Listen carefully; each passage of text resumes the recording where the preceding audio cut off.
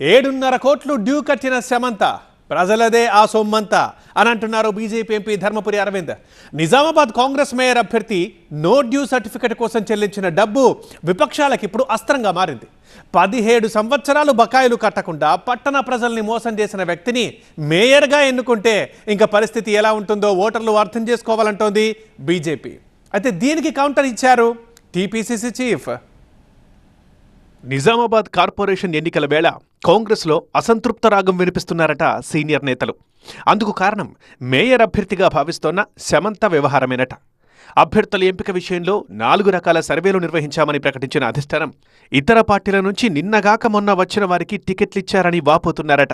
సమంత భర్త నరేందర్ రెడ్డి కాంగ్రెస్ పార్టీ సానుభూతిపరుడే అయినప్పటికీ ఆయన పార్టీతో అంటీముట్టనట్లు వ్యవహరిస్తున్నారంటున్నారు హస్తం పార్టీ నేతలు.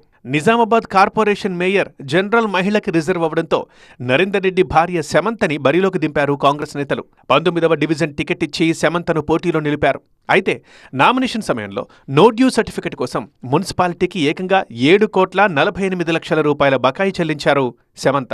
ఇంత పెద్ద మొత్తంలో ఆస్తి పన్ను బకాయి ఉన్న ఆమె మేయర్ అభ్యర్థిగా ప్రచారం కావడంతో పార్టీకి నష్టం చేస్తుందని సీనియర్ నేతలు ఆవేదన వ్యక్తం చేస్తున్నారట. మరోవైపు సమంత చెల్లించిన డబ్బుని ప్రచారాస్త్రంగా మార్చుకుంది బీజేపీ. అన్ని కోట్లు బకాయి పడ్డ వ్యక్తిని మేయర్గా ఎన్నుకుంటే కార్పొరేషన్ పరిస్థితి ఎలా ఉంటుందో ఇక ఓటర్లే ఆలోచించుకోవాలన్నారు అరవింద్. కాంగ్రెస్ మేయర్ అభ్యర్థి 17 సంవత్సరాలు మోసం చేసి ఇదే ప్రజల్ని 8,16,00,000 బకాయిలని ఇవాళ నామినేషన్ వేయాలి కాబట్టి నో డ్యూ సర్టిఫికెట్ కావాలి ప్రాపర్టీ ట్యాక్స్ మీద కాబట్టి ఇలా కట్టిండండి. 17 సంవత్సరాలు కట్టనోడు 17 గంటలలో ఎట్లా కట్టిండు? ఇంట్లో లంక బిందెలు వెళ్ళినాయా? బంపర్ లాటరీ తగిలిందా? అంటే నీకు నైతికత లేదు, నీతి నిజాయితీ లేదు. మరోవైపు బీజేపీపై రివర్స్ అటాక్ దిగారు టీపీసీసీ చీఫ్ మహేష్ గౌడ్. దేవుడి పేరు చెప్పి ఓట్లు అడగడం తప్ప బీజేపీ చేసిందేమీ లేదన్నారు. అభివృద్ధి నినాదమే కాంగ్రెస్ ని గెలిపిస్తుందన్నారు. బడ్జెట్ ₹1 పెట్టించే స్తోమత లేదు.